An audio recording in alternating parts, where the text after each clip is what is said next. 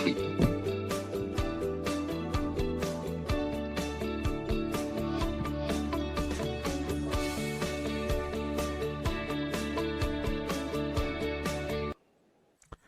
evening, it's Friday night, just gone 7 o'clock, and you are tuned to the Friday Night Football Pitch with myself, Cameron MacDonald, Dennis Newell, and joining us again for the second time in 3 weeks, we're joined by special guest Andy Millen, Assistant Manager at Capello.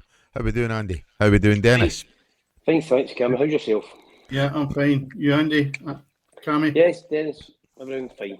Thank you. Good. Right. Yep. Not bad at all, Dennis. Not bad. Thank you very much. Wondering what's happening with the weather. Let's do a weather report. You know what I mean? After listening to Upteen podcast, you always start with a weather report and it's garbage. There you are. There's the weather report done. And a wee bit, you don't know what you're doing. One day you're waking up with ice, the next day you're having to bloody put the wipers on the motor, so you've no idea what you're up to in the morning, but never mind. Sunblock, as it'll be at the weekend. It's meant to be 10, 13 degrees. That's I'm off to Perth tomorrow, so I don't know how much sunblock I'm going to need up there, but never mind. We'll see how that goes tomorrow. I think we're going to make it rain tonight, but I think Sunday's maybe meant to be the best day. But that changes. Awesome. Changes. Cool. So as long as the ice stays away for another wee while. That's it, exactly. Indeed, and get some football, because obviously we lost a lot of fixtures last week to the football. A lot of football fixtures to the weather last week, Andy. But one or two games, but not really enough, I think, to satisfy the die-hard supporters. No, I think last Saturday, it was certainly in Cumbernauld, which I think we all stay in, was horrendous. So there was no sense in having any football. To be honest with you, Cammy, I think when you see the weather the way it was, it probably was unfair, not so much in players, but asking fans to go and travel. Yeah. And especially the way the conditions were on the Saturday. I mean, I find it sort of strange that people coming from Dundee and Aberdeen were quite willing to make that journey, knowing how horrendous the roads were. And I know the gates were down, but the bottom line is I'm surprised they even attempted to come down. As you rightly say, Andy, when you get to the central belt at Cumbernauld, sometimes it can be horrendous. But if you're coming from Dundee and Perth way or Aberdeen, I just thought it was a no-brainer for any supporters to be turning up. But even at that, Dennis, they got there. I'm always a great believer that as much as fans want to see football, but sometimes your health is more important and your life is, because at the end of the day, there's always another day for a game of football, and you could have did that. And common sense, I think, probably prevailed outside the Premier League. I think there was only one game in the Saturday, and that was Ayr United versus Dunfermline that really took place. Everything else was off, apart from obviously the Premier League. If you look at poor bus drivers, and I say this gently, the fact of the matter is they would have been put under pressure with some of these supporters to go, and I'm sure some of the drivers would not have been too keen. Yeah, 100%. So, I think there's a test there where you've got to say, how's the weather? Can this game go ahead? And the safety is the supporters. And I think in the instance of Dundee United and Aberdeen, that the game should have been called off simply because of the danger on the roads. Never mind the pitch. It's not even the danger. You've got the danger on the roads, but you've also got, Dennis, as you'll know, Cammy, you yourself, the surrounding areas of the stadium. There's no way they'll be perfect either. That's right. Yeah. Very difficult. But anyway, your own game, Andy, was off. And I know getting from Cumbernauld down to Capello or Greenock, how was the pitch anyway down at the neck of the woods? It was snow covered. It was unusual for down there. There was snow on it. There were a couple inches of snow on the pitch, so there wasn't an issue. You might have been able to clear the pitch, but the biggest problem you've got is, as I say, is the surrounding areas, especially Capello. So Capello is very, very open. It's an old style stadium, so any elements of the weather it'll get. But it's unusual. Obviously, you're next to the coast for it to be called off, but it was the right decision. I mean, obviously, it would have been a money earner for the club. Hospitality was full. Partick Thistle are going well now in the league, and even maybe I brought in, just say, 1,000 to 1,500 people, which would have been good revenue for the club, especially with the Christmas period coming, because they've not had a home game, I think, in the last 7 weeks, Dennis. So you know yourself here, monetary thing, that's not very good for any club. No, definitely not. But, had a up and down winter, so to speak, and we're going to find that the climate changes that we've got nowadays Doesn't lend itself to be predictable with what next week is. I mean, we've had ups and downs. I mean, 2 weeks ago, 2.5 weeks ago, I was playing golf in a t-shirt. Yeah. You And know, even the weather yesterday was like -5, even coming on. You know, like I say, it was pure white, and then you got up this morning, it's dry, and then all of a sudden now you've got rain.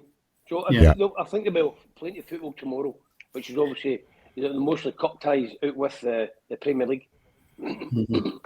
Well, it's Scotland, so we're well used to it to a point. Yeah. I think we had a mild winter last year in relation to how many games were put off and how little snow we had. So I'm just hoping it doesn't come back with a vengeance this year and we find us a lot of games wiped out. Yeah, exactly. Obviously, a lot of fixtures over the weekend, as you say. Mostly cup fixtures, certainly down in the lower leagues, that's for sure, unless you Foley Clyde, obviously, who were knocked out, but never mind. That's one of these things that saves another Saturday, so that's 2 free Saturdays in a row, so I can go up to Perth, as I say, tomorrow for the day, certainly, and look forward to that tomorrow. But Dennis, we'll start in Europe. I think it's probably the right place to start this week again, as always. Mixed fortunes, I think, for our clubs in European football. 1 win, 1 draw, and obviously 1 defeat. Starting on Wednesday night, Celtic in the Champions League. A 1-1 draw at home to Club Bruges. Bruges side who obviously beat Aston Villa in the last round. Then looking at last night, you had Rangers winning 4-1 in Nice. A previously unbeaten at home Nice side. And obviously Hearts going down 2-0 to, I think it was Cercle Bruges. So as I say, mixed fortunes. But we'll start on Wednesday night, obviously in the Champions League proper. Celtic won, Bruges won. In the end, a decent point for Celtic, Andy, but not the result that they've been hoping for. I think they would have liked to get the 3 points and possibly wrap up the certain qualification. But to be fair to Bruges were a good side. Dennis, they gave Celtic problems, especially the first half, and could have been more than 1-0 up Bruges. But second half, I thought Celtic started playing the way they should be in terms on the front foot, moving the ball quicker. I thought overall, but a draw would be a fair result, personally. Yeah, I'd agree with Andy on that front. You know, and it was a bit of a pity that the Bruges goal was a bit of a disaster for Celtic. Where the pass back was... Carter Vickers made a complete... I mean, Andy, who did you think was to blame for that? Well, what you'll find is, Dennis, the way the modern day game is, the way Brendan Rodgers and Belisa's, they play constantly out for the back, so they're getting pressured. And what happens is, the boy Kuhn has the ball, and the goalkeeper Schmeichel makes an angle, but he gives it to Vickers, but Vickers is put really under pressure, and he's probably been a bit spooked by that, and no realise where he is, possibly, because Schmeichel's nowhere near it, and Schmeichel's in the right hand, out with the goal, the right hand side. And as you'll know yourself, Dennis, being involved in football, you're told if you're ever passing the ball back to the goalkeeper, make sure you pass it out with the goals. That's right. You're always told that. That's right. But again, who would you blame for that? It's just a modern day game. I mean, it's things that I was brought up and you watched, Cammy watched years ago. It's a belief that Celtic have got, and at Scottish level, they may get away with that, but at the top level, you're hounded. And that's what happened. And it was just spooked. And at the end of the day, Cameron Vickers will put his hand up. He's big enough to say, it was my mistake and what I done. Yeah. 100%. I don't think you can make a pass back without looking. Yeah, I think Kuhn was at fault. And I'll tell you why. He's going towards the goals. There's nobody really shutting him down. He's not under a massive pressure. And he sees that when the goals are actually in front of him, and he sees the goalkeeper moving over to his right-hand side to make the angle. And you know yourself, you don't pass it into the goal. And more so if your goalkeeper's giving you the angle. So he gives him the angle. Instead of that, Carter Vickers has got a guy about 3 or 4 feet from him. So he puts it into the worst position he possibly could have and puts the big centre-half under immense pressure, who automatically must think, he's not got time to really think it through, but you would assume if he's not gave it to the goalkeeper's got to be in the centre of his goal. So it's only a matter of taking a few steps and it's knocked out because it didn't go in with pace. My view is that Carter Vickers has done what he thought was the best way out of this, because the guy's shutting them down big time. And, of course, he doesn't know the goalkeeper's moved. He's not got eyes in the back of his head. But for me, Kuhn should be held responsible for that, because I just thought, you're seeing it all in front of you. Your goalkeepers gave you the angle, and you've not played it in there. And I thought that was the mistake or who was at fault for it anyway, if we want to pick out people, because it looked terrible at the time, as if there was no understanding between them. As I say, Dennis and Kermy, your manager, Brendan Rodgers, that's his beliefs. It's called risk and reward and how they play. Normally they get away with that because they're not under as much pressure. He's done that since his Leicester days, Andy, yeah. And he makes that. There's nothing wrong with that. I'll tell you who used to be in trouble with it was Joe Hart. Joe Hart wasn't great with the ball at his feet, and it caught them out a few times. But Schmeichel's well versed in how to do this, because he's good at it, you know. But you've got to give the guy the ball. As I say, we talk about Celtic, but sometimes you've got to give Bruges some credit, because I thought they were decent. I thought they gave Celtic a tough time. To say the first half, Celtic get no rhythm into their game, and that's a credit to the opposition, because Celtic fans sometimes get kidded on. Celtic really need to be playing at the top of their game to get the results that they need, as you showed the last few games. But yet on Wednesday, I just thought they were slightly off it. I thought you gave credit to the opposition, and Bruges did well. Maeda, whatever you want to pronounce it, was outstanding. I like him because he's my type of player. If I had 11 players in a team that I've got the same endeavour, commitment, skill, and ability to finish, you tell you what, the game would be 10 times better for it. Do you know, he's Dennis, so brilliant, and he works his socks off. See, in the modern day game, Dennis, not so much at the higher level, but at the lower levels, what he does is the hardest thing to get players to do, run without the ball, and he's brilliant at it. Yes. And he's got a fantastic work ethic as well as a ability. But the one thing about Maeda, Kyogo, they all run without the ball. Even the boy Kuhn, they'll run without the ball. And it's a great trait they have. The top teams all do it. But yet, when you're talking at lower levels, when you speak to players and what they do, they don't understand that. They'll go and watch them, but they'll not understand the amount of work they do. They boys do off the ball. Yeah. And the boy made this fantastic. For Greg Taylor, for him in front of him, he does some amount of running. He does brilliant, unbelievable. To me, we're not even halfway through the season, but I'll tell you what, it's going to take a big shift with some player in a team to take Player of the Year off him if he continues in the same light. You'll have a Maeda, you'll have the boy Kuhn at the moment, who's in a rich vein of form as well, Dennis. Both of them have been top players up to now for Celtic. Yeah, so the result, I think, as you say, was just about right, and it's another game in Europe that Celtic have done exceptionally well in, and they could have won it, but they didn't. So you just move on, and it's not the end of the world, because the league position as they sit now, I think they're 20th, is it? I think it might be 20 when I looked. Yeah, they're in 20th place. They've got a winnable game next, Dennis, which is another tough game. Going to Zagreb. It will be a tough game, but it's a winnable game. It's a winnable game. And then we get young boys. The young boys is just with the Whitman boys. Never mind young boys. Yeah, they've taken a hiding in every game, and I watched a bit of that. Yeah. But at that level of football, anybody can turn up, Dennis, and just come alive. You know what I mean? As I say, normally Celtic in the Champions League, a league of 4 or 5 teams, have always been at the bottom of it, Dennis. So they've really progressed this season with this new format, which seems to benefit them up to now. So they'll be hoping to get their points on the board rather than taking it maybe to the last game, Dennis, where if they can go to Zagreb and get 3 points, that'll basically make them, they should be 99% qualified. Well, let's make an assumption here. The 3 games, we've got Aston Villa as the last match, but Young Boys just before it, and they've been beaten 6-1 with Atalanta. And if you say to yourself just now, when you look at the league positions, Celtic's sitting on 8 points, and then in 8th spot, they're 10 points. So, as you always talk about match swings with points, Andy, I look at that, and Celtic, if they get 3 points in the next game, assuming the rest didn't win, they're sitting there in that top spell. So, sixth place has got 10 points, so they're only 2 behind that. If they were fortunate enough, Ben, they're out of 3 games to get 6 out of 9. It'd be brilliant. It'd be fantastic. And I'll tell you what, that would be amazing. And then, of course, the other 2 teams are still in with a shout as well from Scotland, which will come on. What's more amazing, Dennis and Cammy, it's the money they earn for every game.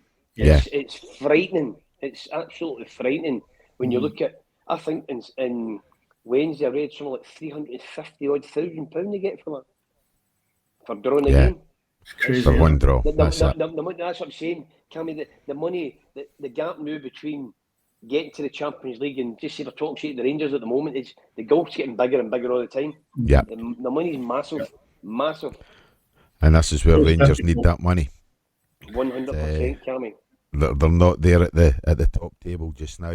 No. However, when we drop down into the second tier of European competition, I think Rangers are excelling. Now, whether you question their performance or not last night, to go to Nice, as I say, a side who's unbeaten at home previously all season, to put 4 past them, 3 in the first half, and then obviously you've got the traditional now Dessers blinding miss. But as I say, Rangers going to France again, a 4-1 victory. What do you think the performances, quality are up to scratch or not? That, by any manner of means, is a fantastic result. So fair play to Rangers last night, and they're definitely sitting in prime position to qualify automatically, I think, for that next round, Dennis. Yeah, let's go back to the result. The result, and when I'm finished, just remember what I've said about the result. The result was outstanding, right? There's no way that anyone would have predicted that Rangers would go there and win 4-1. And to be perfectly honest, a decent Rangers would have won it 10-1 or 8-1. And there's where the point is and the problem I've got with this for the future. If Rangers want to be at the top table, Champions League, remember we're looking at supporters here, that are the guys that pay the wages here, they've got to do far better. Not taking away, again, I'll repeat it, a magnificent result. It's a results game, but what you'll find is, see that Rangers team that went out last night, see if they were playing Celtic on Saturday, they get wiped out. They would absolutely get wiped out. They were miles away from being a good footballing team. The amount of bad passes they made, and through with the goalkeeper 1-1, and no finishing games off, and the fact of against a good team. Desser, as you said there, if nobody's had a look at this, you might have a look at this. A boy in a public park would have finished that better on a Sunday league. It was embarrassing, but the guy's getting paid an absolute fortune, and it's not to miss that. Now, if you take that into, say, an Old Firm game or a game against a Premier League, and you're sitting there and you're maybe nothing each in a game, and Desser's on the park and he's just come on and he misses that chance. No use. Even Ali McCoist, who was commentating on the match, I think he was really getting frustrated and pulling his hair out with the amount of chances Rangers were missing. They are not anywhere near the level of performance they need to be. Clement has said it was a near perfect performance. I'm sorry, but the best thing that can happen to Rangers is he gets a Belgium job, because that team is not going anywhere fast if he's thinking that. If that'd be me in the dressing room after the game, I'd be really asking serious questions. How many passes went astray? How many times we cut them open and we didn't convert and finish it and make it really entertaining to the public that were there? Didn't do it. And it says a lot about the fact that Nice, I think, had maybe half a dozen players regular missing. And also, when you look at the stadium was half empty. Yeah. And it speaks volumes as well about who Rangers were actually playing. I know I look doom and gloom. I'm being realistic about what I seen last night. Great result. Performance-wise, still a mile off the pace of where you need to be. And I'll tell you what, if they go against Tottenham like that, who are struggling, they're a hot and cold team in the next game. They can do one or two things. They'll either get annihilated, or Tottenham will be in a position where they just think they've only got to turn up. Yep. But I'll tell you what, here's the litmus test for the next game. I hope I'm proved wrong, because it's great to see Rangers in the position they're in, and they've had the rub of the green. Let's see if they can progress with the next couple of games that they've got coming up. Yeah. I mean, it's maybe a bit of a rant about how I feel about it, but I'm just looking at it and thinking people are going and digging holes in this cold, windy weather that we've been talking about, and ice and all the rest of it. If they turned up to their work and put in the same shift as some of these guys did in the park, they wouldn't be working next week. Yeah.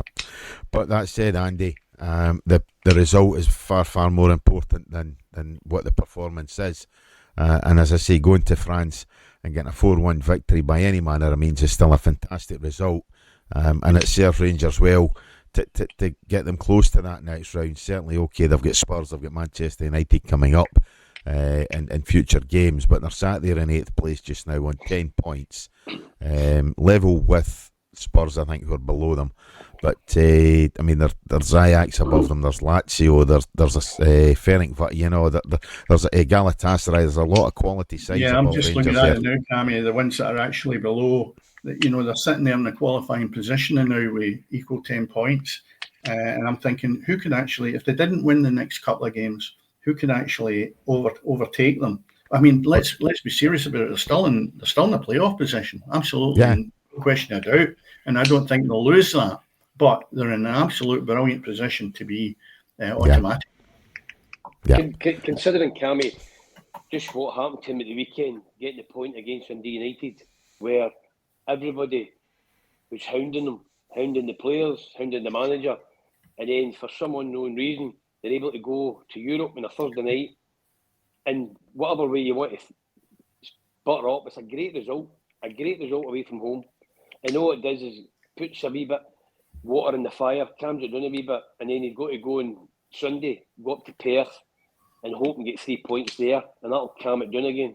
But as I say, to go anywhere in Europe and win is a really good result. But I understand what Dennis is saying as well.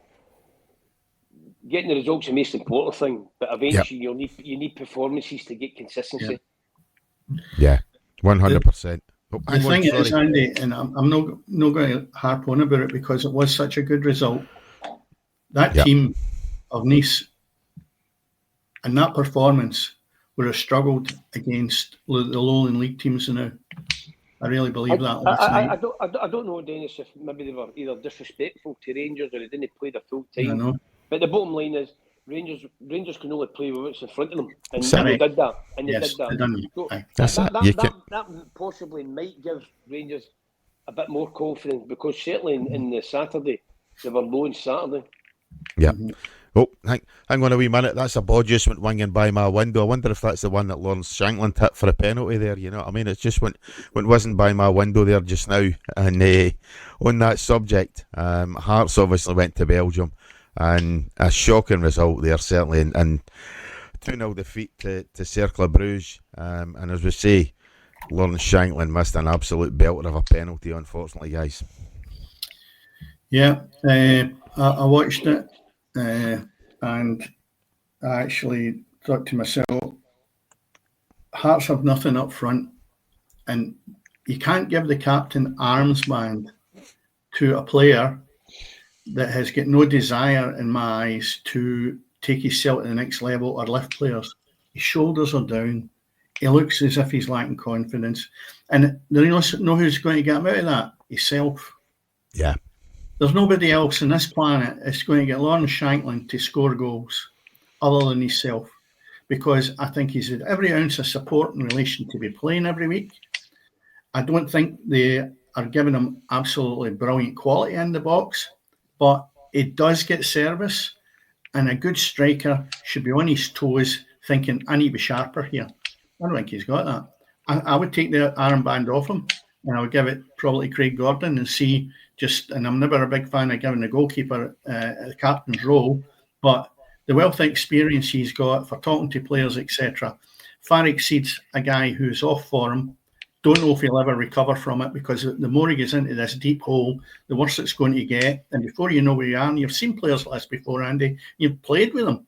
1 minute at the top of their game in the Premier League, and 3 or 4 years later, they're playing in the second division, simply because they can't get their cell out the hole that they're in. It's not a question of talent. It's a question of whether you can roll your sleeves up, shrug it off, and go and put more into the match and go and win matches for your team. And Lawrence Shankly's not capable of doing that now. So the manager, if he's going to keep playing him, will never get away from the bottom of that league. That's a certainty the way they are now. Obviously, when you look at Lawrence Shanklin's last season, he was top goal scorer, player of the year. And this season, along with his team and his teammates, they're very, very short of confidence. We remember, Hearts are sitting at the bottom end of the league, along with Hibs. And we can't keep saying that it's a blip. It's a blip. Losing's a habit. So's winning. But at the moment, they can't win a game of football. And if you're looking at Lawrence Shanklin, he's the main figurehead of their team, along with the rest of his teammates. And if he's not producing in terms of scoring goals, there's nobody else stepping up to the plate to take that onus away from him. In terms of where Hearts gone, they've changed the manager. They've not really had the bump or the change, you would say, with changing the manager. I think he's won one game since he came in the door. So the players themselves as well, Dennis, as much as Lawrence Shanklin, there's a group of players in there that have to identify themselves and look at themselves to say, am I doing enough individually and collectively? Because Hearts should never, ever be where they are in terms of the resources that the manager's got, the size of the club, and the investment that's made at Hearts. And sometimes the players have got to take responsibility as well, Dennis. And at the moment, that doesn't seem to be happening. Well, when I look at their team, right, the boy Boateng in the centre of midfield, more or less, so he's playing off the left probably, but he just seems to be no involved there in this game last night. I mean, you get taken off with 75 minutes gone, but I could just see through at the start of the game, he's not turned up tonight, and there was nothing because he's been decent for them, right? Vargas, right? He thinks he's better than what he is, and that's my big problem with him. Yeah. Now, he's not going to help your captain because he thinks he should be playing somewhere else in Real Madrid or something. He's lost the plot because he needs to actually start thinking, I better get the licence before I get the Ferrari, because that's where he thinks he is at this moment in time. And he's a mile off it. And he doesn't help the captain. And there's your problem as well if you look at up front, because he thinks he's better than what he is. And I don't accept that. And if I was the manager, I wouldn't have played him because he done nothing last night that impressed me to say, you deserve a start. And that, again, is another area that needs looked at. Even Hearts, you've got last night's game. They actually come back on Sunday and they've got another tough game. They're at home to Aberdeen. That's right. Again, they're not getting any breather at all, Dennis, in terms of winning 2 or 3 games. They just can't seem to buy a win. But Andy, this is maybe we discussed this last week or the week before when you were on as well, that this rest period is so important. If you look at Kilmarnock's turned the corner since they went out of Europe. Well, they had picked up Dennis, but again, Kilmarnock probably on this far up the table as Derek McInnes would like. They're sitting, and it's just a consistent period. Dennis, if I go back to Morton last season, the same as the new, hadn't really got a consistent run. All of a sudden, last season, around about December time, they went on a 16 unbeaten game run. But that it wasn't as if they were playing any better, believe it or not. They were just picking up results, and all of a sudden, players are just turning up to go and play, no thinking about nothing, and there's a confidence within everything. They just run. Yep. It's amazing what happens with a couple of wins. But again, where Hearts are getting that and Hibs are getting that, I don't know. Because neither of them seem to be able to pick up 3 points anywhere. Yeah. No, and that's the thing. If either, you're saying about Kilmarnock, Dennis, if either Hearts or indeed Hibs or both of the clubs win at the weekend and Kilmarnock lose, Kilmarnock will be bottom of the table. You know, and that's the thing. Yeah, they've picked up in terms of getting results, you know, and things couldn't have been any worse for them, certainly, than they were at the start of the season. They've lost the last 3 games, Kilmarnock. Yeah. So for the last, 6 half dozen games, they've won 2. Yeah. But the last 3 matches, they've lost. So picked up. It's been enough to get them away from where they were after the first game of the season. Been dire. Yeah. You know, and I think that's what you need to look at. I also heard Derek saying during the week, I think that Kilmarnock are only 3 points off where they were this time last year, which means they went on a really good run last season as well. Yeah. But all the teams will be looking for that, because I always said, Dennis and Cammy, that now come December and January time, that's when all the horses start taking their place of where they want to go to. Yeah. Not all the teams will be the same. That's what you know. And you'll maybe get one team out the league that goes on a run. But normally... The thing is, Andy, there's a lot of favourites as far as horses would go at the bottom of that Premier League this year. 100%, Dennis. There's no a big gap at the moment. I keep saying, Hibs and Hearts, everybody says you expect them to pick up, and you do expect them to pick up, but when are they going to pick up? And if they're going to pick up? Because neither of the two teams should be anywhere near that with the resources they've got. No, anywhere near that. But does that make for a good Premier League? Or is it the fact that they're really poor? Or the likes of St Mirren, who have done exceptionally well in the last 4 games, 1 draw and 3 victories? I mean, you know, they started for a wee while there. After they went out of Europe, they started. And the bottom line is they've had a wee run of form now. But you all have to look at the league, Dennis, where you've got Celtic as the most consistent team. Aberdeen have just dipped a wee bit now. Yeah. But they've got that many points. But see, underneath that, neither. If you look for the bottom team, Hibs, Hearts, straight up to possibly 4th top. Yeah. They're neither. None of the teams are really going to set the head on fire in terms of where Celtic and Aberdeen are. Well, if we look at the league, just making that statement, Celtic in 34 points, Aberdeen 32, right? They're in their own now. Yeah. Rangers 23, Dundee United 20, then you've got Motherwell 19, 18 St Mirren, and then Dundee and Ross County on 15, St Johnstone 13, Kilmarnock 12, Hearts and Hibs on 9. Now, so between the bottom teams, Dennis, and Motherwell, who are in the 19, they've got a 3-game swing. Aye. So I'll tell you what, though, if you're at the bottom looking for that, Andy, it doesn't seem a lot, but the bottom line is when the level's so high, three games back-to-back victories with teams that are already fighting, maybe above you, it's not easy. That's okay. No. You've got a really weak division, and you know that the bottom 3 are lost causes. No, they're not. Every one of them is battling for their life at this moment in time. And I think early in the season. Well, I think the teams. Sorry, Cammy. I think the teams above, I think the teams above Hibs and Hearts. If I'm an outsider looking how much I'm up, you're expecting Hibs and Hearts to have some kind of reaction sooner rather than later.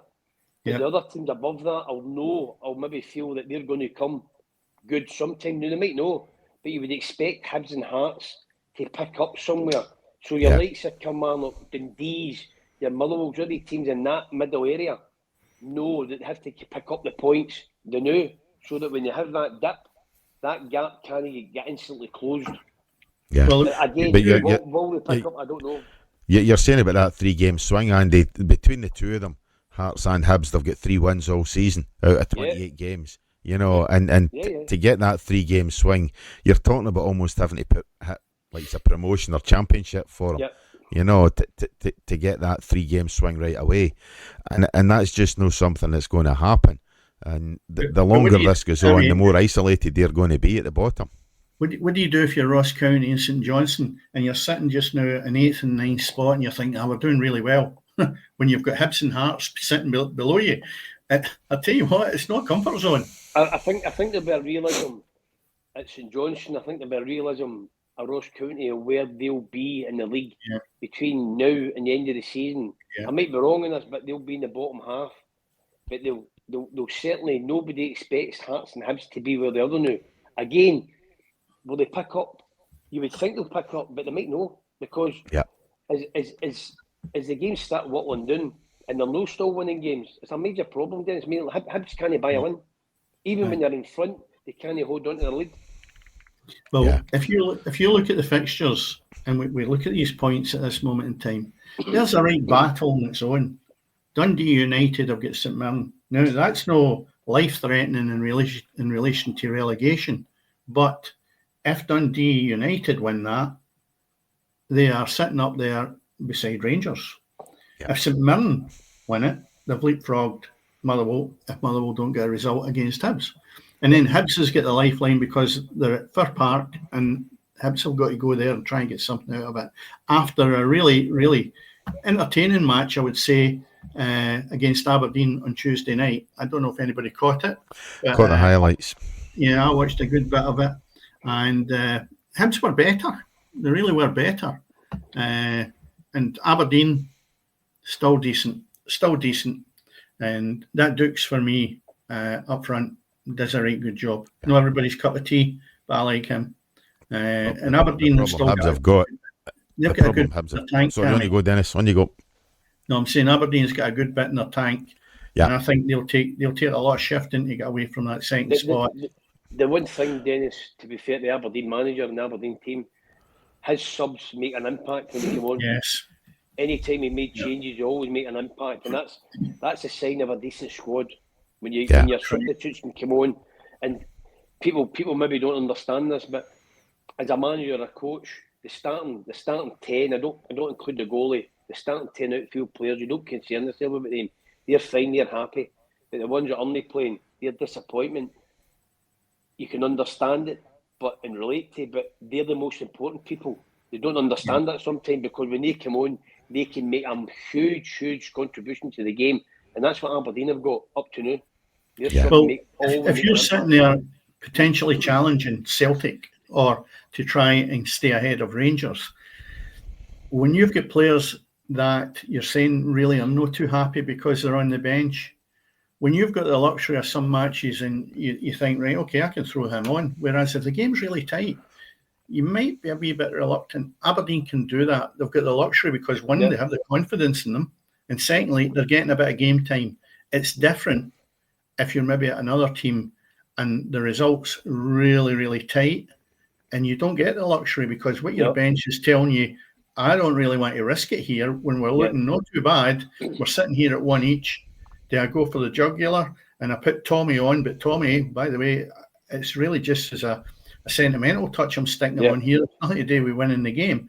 You can't do that with a lot of teams. No. Aberdeen, as you mentioned, Andy, have got that luxury where they can put them on.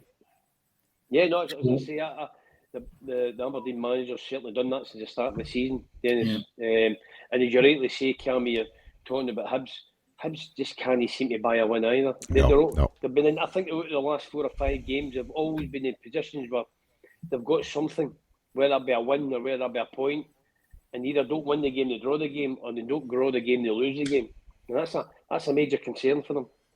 Mm-hmm. Yeah, and defensively, again, Dennis, you've been critical of them all season, and that was the thing again on during the week there, was defensively they were very, very poor and lost a couple of bad goals, or they could have gone on and actually taken a surprise victory. Well, let's put it this way, I thought their defence was a little bit better than what they've been, right? But they still conceded 3 goals. Yeah. And when you look at the amount of goals that was scored between the two teams, 3 of them were scored in injury time. Injury time, yeah. Minutes, 96 and 95 for the Aberdeen one. So you look at that and you say to yourself, where's the concentration in that Hibs defence? Yeah. And you say, well, okay, the bottom line is Hibs have managed that, and could ask the same question with Aberdeen, because they lost 2, Hibs lost 1 in injury time. But the way I look at it is they should be shoring that up. Total confidence is what they want from defending well. And I would still say it's not a great result, but it's a point on the board, which has matched them up with Hearts at this moment in time. As you rightly say, Dennis, they are vulnerable because they're not used to winning games, so they're a bit fragile. Right. But the point is better than nothing. And I think if they'd have lost the game, it would have put even more pressure under the Hibs manager. And you don't like seeing it as a young guy, but realistically, at the moment, they've not done well enough for him at all. No, I think, and to be honest though, Andy, I think that's maybe a lifeline. If you look, I look at one of the best managers in the world ever, and he was literally a game away from getting the sack, Alex Ferguson. Yep. So I always have hope for managers that are struggling a little bit and say, I'll tell you what, you've got a lifeline, they've got to take it. And then when you look really at who they've got on Saturday, and you say to yourself, oh, can they go and beat Motherwell? Motherwell slipped to the point that they get beat with Ross County, a team I didn't think they would lose to. But they've got maybe a good chance to go and get something out of that game at Motherwell on Saturday or tomorrow. Yeah. And that's the thing with our Premier League, is it is very much topsy-turvy. Take out Celtic and to an extent Aberdeen, and I suppose we can include Rangers in it as well. most of the other sides are capable of beating one another, and I think that's the thing, is our Premier League is going to be very topsy-turvy because of that. You're going to see St Mirren, as you say, they've went on a decent run, 3 wins and a draw at the last 4. But it's not beyond the realms of possibility that St Mirren don't get a win for the rest of the year, so I think that's the thing, in as much as it is going to be very, very much everybody beating everybody else, I think. Mm-hmm. Yeah, when you look at the Old Firm at the weekend, obviously you've got the December fixture, which we're getting into now, will be St Johnstone have got Rangers and Hearts have got Aberdeen. I mean, on the back of the results for Hearts on this down 4-1 to Celtic, a bit of a letdown in Europe, they've got a tough game. And then you say Rangers, well, they've got to bounce straight into it after that magnificent result against a poor performance, I thought, against Dundee United. I don't know if the weather pays put to that as well, Andy. I'm sure some of the games didn't lend itself to, what we say, a nice summer's cracking game. I just looked at it. But as you know, Dennis, when you get days like that, it's just about just getting the game done and getting results. That's the point. Getting up the road. And that's yeah. I know the game's changed an awful lot. People will maybe ask, how did it change? Because years back, it was just a case of roll your sleeves up. Look, let's go and get the job done, get the job finished, get 3 points, get up the road. But now it's not like that, Dennis. It's a wee bit wet. My shirt's a wee bit not tight enough for me and all that. So, different mentality now. They don't make them the same way as you, Andy. No, you stop talking about that Ferrari again, Dennis. Well, you need to make sure that their Under Armour's okay and their shorts are right and their cut socks are all right. And that's just the way modern society is, Dennis. Well, because I'm a good bit older than both of you, but the bottom line is, you told me a good story when we were offline. I don't mind. You will tell us, Andy. And it shows you now that players are given almost everything at the top flight. And I mean that. And the boots, I think the tattoos now come with a sponsor as well, and the haircut. Yep. So everything is more or less given in real terms, a kit, etc. Andy, I'm going to bring you a task here and get us to tell us a story when you went up to, as a youngster, to Aberdeen as a trialist, or you were up there for a week in the boots, the Adidas. Remember that story you told me? Quickly, I'll tell you that story, Dennis and Cammy. Have you heard it, Cammy? I've not, no, so this is new for me. So, I was a boy for the Red Road, stage 24 up. My mum and dad done brilliant for us, but obviously, we all know at Christmas time you get something special. So, I wanted the World Cup, Adidas World Cup boots. I was never ever getting them.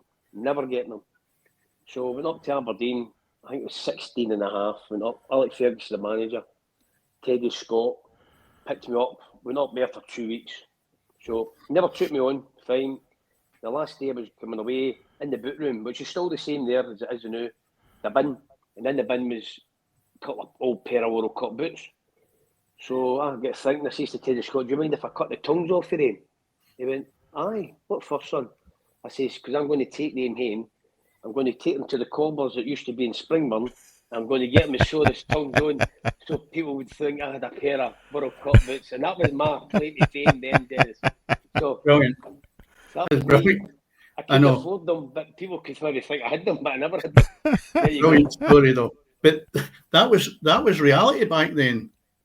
You know what I mean? Listen, it doesn't happen anymore. People would get up their mortgage to make sure their kids have got their boots. Well, the thing is now, it was only black boots I used to wear, and anybody used to wear. Now, if you don't get black and white boots now, it's all coloured now. To wear a pair of black and white boots is really unusual. Yeah. Have you still got the World Cup boots, Andy? They're in, Dennis, there's a true I know that. I've got World Cup boots that they brought out years ago in early 2000. They remade them, but they're mouldies, and they're in the garage, you know. Yeah, I know you've got a load of boots in there. By the way, they were made of kangaroo hide. Yeah.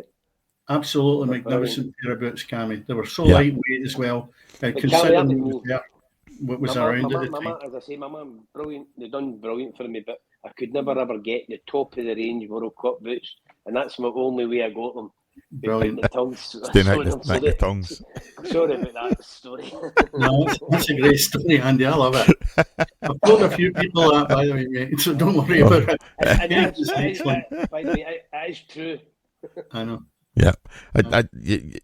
And neither of the two of you are maybe aware of this, obviously, but occasionally the who we used to record the podcast with, they'll sometimes clip wee bits of the podcast, and I'm hoping to hell they can just clip that wee bit, you know what I mean? The old artificial intelligence stuff, you know. So I'm hoping that they clip that wee bit, Andy, just so as I can get that posted on itself online. What you're talking about is right on the tip of my head. I know. I knew that right away. You know, that's why I thought I'm trying to keep this simple so as you two guys would understand what I was talking about. You know, or that Dennis will be better than me. Online nonsense. Well, Dennis is our technical expert. Remember. Right. Anyway, let's batter on this because time is flying by. So we mentioned there that the Hibs drawing with Aberdeen during the week. The fixtures coming up now are Celtic have Ross County tomorrow, Dundee United playing St Mirren, Kilmarnock, Dundee, and Motherwell, Hibernian. Tough game for Ross County coming to Parkhead. I think Celtic should be able to see that out. Andy, I don't know if you think the same. I just think at this time of the season, Celtic will be fresh enough and they know they've got to keep that relentless winning and keep that gap as big as they can between them and Rangers. And even Aberdeen. Yeah. No, I Celtic home win for me, Dennis. Yeah. Comfortably. A good game is Dundee United, St Mirren. I think that's a cracker. And also another test as well is Kilmarnock and Dundee, because when you look at Dundee, they're a wee bit up and down. And Kilmarnock, as I said, I know they've lost 3 in the bounce there, but they'll be looking to get something back on the artificial surface. I fancy Dundee. I fancy Kilmarnock to beat Dundee, and St Mirren Dundee United is a 50-50 game. That can go anyway. No. Anyway, I think. But and Motherwell I think Hibs. Kilmarnock will beat them. And Motherwell Hibs, I'm going to go Hibs. There you go. I'm going to go Hibs tomorrow. I've got a wee feeling they might, because as I said, as we spoke about earlier, they had a bad result last week, Motherwell. So, we'll see what happens. Sunday's games, mentioned them earlier, St Johnstone Rangers, Hearts Aberdeen. I think Rangers will win that game comfortably, even though I've put a wee bit of kicking into them for various things. I think going up to Perth, Rangers will win that, maybe 3 or 4 goals. And Hearts against Aberdeen, I do think that's a real tester for Hearts. If they could get a draw out of that, I would think that's a great result for them. I think Rangers will beat St Johnstone, and I think at Tynecastle, if Aberdeen want to continue catching on to Celtic, they need to go and win that game, Dennis. Yeah. Because it'll be a tight game, but I fancy Aberdeen. I think Aberdeen will have enough to turn over Hearts. I think so. The odd goal. Mm-hmm. Anyway, that takes the Premier League out. Andy, last week your own game, as we spoke about early on, Greenock Morton and Partick Thistle cancelled, Hamilton Wraith cancelled, Ayr United beat Dunfermline 1-0. And the Friday night game was another good 3 points for Falkirk beating Queen's Park. But it's a different kettle of fish now, because there's no ties until the 7th of December, because we'll touch on it in a minute or two, is the Scottish Cup's coming up at the weekend. So we'll leave the fixtures for that. Looking at the league, Falkirk with that one blip 2 weeks ago, getting beaten with Livingston. Andy, you said that at the time and called it. The Livingston, the main team, the best team you'd seen in that division. And we mentioned it last week that was your call, because who beat them? Livingston beat Falkirk. Falkirk are a really good side, middle to front, Dennis. Yeah. But Livingston get right underneath the radar. Underneath the radar. And I certainly think that Falkirk will be at the top end come the end of the season as well. But I just get a feeling over the season that Livingston will have enough. But Falkirk played well against Queen's Park on the Friday evening, and it should have been more than one. But as I say, they've got goal threats, and they've got people at the top end of the pitch that can run. And both Morrison, Ethan Ross, and I can see him. He was at Morton Football Club. That's terrible. You can give me his name, Dennis, maybe no? No. Oh, I can see him. That's terrible. Was it Celtic? He got me Morton. Anyway, he's playing every week. Outstanding as he plays off the right hand side, left footed. But he's playing with Livingston, you're saying? No, playing with Falkirk. Oh, he's playing with Falkirk. Right, okay. Sorry. Right side. But as I say, Falkirk really good side. Livingston, I think they'll certainly be there. And obviously, last week, Ayr United had a really good result in beating Dunfermline in the Cup, 1-0. Dunfermline, Ayr United is a good side as well, Cammy. They're a side they've been well backed in Scotland. Is it the boy Ross? No, Ethan Ross, one player. I'm trying. Oh, Miller. terrible. Calvin Miller. Calvin Miller. There you go. Yeah. Sorry, Miller. Calvin. Yeah. Calvin Miller. Outstanding. He's probably one of the best players in the league this season, Calvin Miller. Outstanding. Yeah. He's been. He's been quality. Outstanding. As I say, I saw them at home to Dunfermline and was very, very impressed with what I saw. Yeah. You know, obviously it's only a 3 or 4 minute walk from my front door down to Falkirk Stadium, you know, so I saw them against Dunfermline a couple of weeks ago, so that was us. They're a good side, Cammy. Middle to front, Yeah. they're good. They move the ball well, and John McGlynn got them playing really good stuff. Yeah, and they've got a decent keeper in Hogarth as well. And your own team, Andy, that had a good result a couple of weeks ago when you were on the Friday night. Saturday, went to Wraith Rovers and get a result. That was a good 3 points because you needed that. 3 points. Oh, but it's a tough place to go and play, Dennis. That's the first game they've lost this season at home. First half, we played well, although Wraith had a few chances as well, but we were 2-0 up, and the boys go through. The boy we've got on loan from Motherwell, Philip, can't pronounce his second name because he's Serbian. But anyway, that's for another story. He goes through 1-1. If he scores that, game's done. But not. Wraith Rovers, to be fair, came out the second half, scored, equalised, and they looked as if they were going to go and win the game. And then we scored with a last kick of the ball, sucker punch. So it was a big result away from home. But the hardest thing for us, Dennis, we've not been too consistent enough. No. And we need to try and get some consistency into our game. As I say, always say, between now and December, I'll really set the tone of where we're looking to go. Yeah. I'm just looking, Andy, when's your next game? We play Livingston next Saturday, a week on Saturday. We play tomorrow. Play the Scottish Cup tomorrow. Right. But the teams above us, Dennis, in terms of the championship, the finance, the likes of a Wraith Rovers, a Falkirk, Partick Thistle, Queen's Park. Yeah. I mean, we're probably on a par with Ayr United, Airdrie. The rest of the teams are blow us out the water. Mm-hmm. Well, listen, people don't want to hear that right enough. I know that, but if you look at it, you've only on one spot to find that you need to beat because Airdrie are definitely going down. There's no way back for them. I don't know. There's still a bit to go, Dennis. I know it's a massive journey. Massive journey. To be fair to the boy Ross McCabe, he lost 3 or 4 of his better players, that's right, senior ones, and that's maybe hurt him a bit more than what maybe he thought it would have. You know what I mean? And last season, Ross McCabe was done brilliant with his group of players. They were excellent. And just this season, it's just at the moment, clicked for him. And it's been narrow defeats. A lot of them have not been heavy stuff like 4-5-6-1 and stuff like that. You know, they've been just 1 and 2 goals. Okay, Hamilton's turned them over 4-0 at the back at the start of November. But you just look at it and you say to yourself, it's not every week this is happening. So there might be a glimmer of hope. But that's what I'm saying, Dennis, that 1 goal swing can go against you. Sometimes you maybe get luck and it goes for you and it's maybe going against them. But it just shows you management.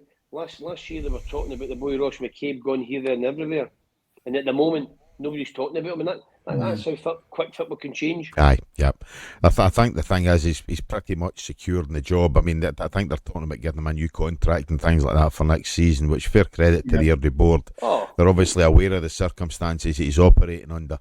They seem to have that wee bit of realism about them, you know, and certainly if they're talking about offering a manager a new contract who's isolated at the foot of the table, that speaks volumes for them in terms of obviously a few of the players he's lost. I mean, a lot of these guys have been playing European football because I think 3 or 4 of them went over to Ireland, you know, so they've been playing in Europe this season, and there's a measure. They were in last season's championship in Scotland, and this season they've been playing in Europe, you know, so it tells you what the youth policy and everything else and the policy of scouting players at Airdrie has been over the last few seasons. So who's to say that they won't turn things around and come right back up again next season if they do go down? The one word you used there, Cammy, that I always use is realism. And if you've got that in your club, you'll be fine. If you haven't got that between the people that run it, between the supporters and the people who run it, then you're in trouble. you're in trouble. But they've got to be a reason, Cammy, because somewhere along the line, the kind of money that's getting spent in the Championship, there will be trouble for some clubs because there's only one golden ticket. Mm-hmm. And if you knew the finances getting spent with some of these clubs, it's frightening. Yeah. Absolutely frightening. And by the way, good luck to the players, no harm in that. But there's only one golden ticket. Yep. And if they don't get up, who knows what will happen? Oh, Yeah. they could end up near the bottom the following season because all the finances have dried up. Well, you don't have to look at what happened to Inverness. You don't have to look at what's happened at Dumbarton. That's through possible neglect a wee bit and how it's been run and overspending, and that's what happens. Yep. Denny, we only have a few minutes left. Dennis, you want to run through the Scottish Cup fixtures, or do you want me to do that? Or well, if you've got it there, I don't mind. I've got them here. I don't mind. Well, currently just now down at the Dumbarton up against Alloa. So you've got tomorrow. You've got Queen's Park taking on Partick Thistle, Fraserburgh taking on Annan, Clydebank taking on Buckie Thistle. They're a tie. Stranraer have got the visit of Broxburn Athletic. Banks of Dee at home to Hamilton. Peterhead against Montrose, one of the first all league ties. Livingston at home to Brora Rangers. Obviously the big boys have entered from the Championship this week. Forfar at home to Stirling Albion, an old League 2 tie there. Cove Rangers and Cally Thistle, a League 1 tie. Cowdenbeath and Brechin. 2 or 3 seasons ago that would have been a league tie, but obviously both clubs are now playing non-league. Andy, your own club, you're away down to Somerset Park for a visit to Ayr. Edinburgh City. That'll be a difficult game for you. If you can get anything at all, if you can even get a replay out of that, that's a decent result for you, I'm quite sure. Edinburgh City at home to Dunfermline. Linlithgow Rose Wraith Rovers. You've got Arbroath Queen of the South. Elgin City at home against Kelty Hearts. Elgin City getting their reward for knocking out Clyde in the last round on about 30 penalties. Arbroath Queen of the South. Irvine Meadow Stannismuir. Musselburgh Bo'ness United. Dundee North End against Airdrie on Sunday, and on Monday East Kilbride have got Falkirk visiting them. So that's the Scottish Cup third round ties there, guys. Yeah, I think there's some good fixtures. Some decent fixtures there. Yeah, I'll tell you what will be interesting. I think Falkirk will win it quite well, but what a good atmosphere there'll be in East Kilbride versus Falkirk on Monday night. That'll be bursting at the seams in East Kilbride. Yeah. I don't know what their stadium's like, Andy. I take it you'll have been there. It's nice. It's a nice wee ground. It's run by. It's been built with the Keane brothers, who are from East Kilbride, and there's always been talk of them moving to a bigger stadium, and I don't think they've had the planning permission. But it's a really, really good, well-run professional club. Yeah. By the way, I'll put a lot of pro clubs to shame, Dennis. Yes. Up there. Really nice. Really nice. Yeah. Yeah, I watched them in the last round and they were excellent. I mean, it wasn't an easy game they had, and they won it quite comfortably. So it's good to see that they're in there. There's quite a few. Cove Rangers, Inverness, Cally. I think that's a really good test. A decent tie, yeah.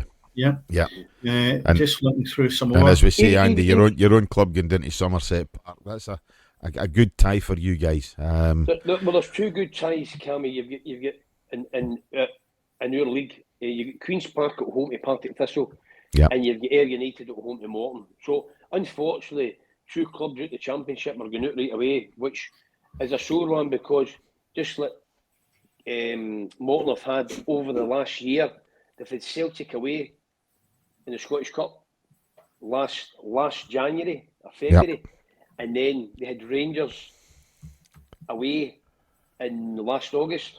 And then you had the 2 Scottish Cup ties getting to the quarter-final against at home against Mull and then at home against Hearts. So it's all money, and that's what every club wants. And Ayr United, us, Queen's Park, Partick Thistle, every club will be wanting to get in the next round where the big teams come in and hope get their big tie where you can make some money. I wonder when the last time Hamilton Accies had to go and experience a team like Banks of Dee, with no disrespect to them. They're a lot lower. But, you never see the likes of teams like Hamilton or Dunfermline even or like that going to these teams. And that's where it's really good. There's Airdrie. Airdrie's going up to Dundee as well, aren't they, on the Sunday? Dundee North End, Tough. By the way, Dennis, tough games. They'll be tough games. Because I'll tell you what. Teams, There's a right good tie, and to me it spells out junior, because that's what I remember them as. Never mind where we are, Lowland Leagues and everything else. Musselburgh Athletic playing Bo'ness United. Yep. Yeah. That would be an excellent. Well, it will be an excellent game. Yeah, it will be. Yeah.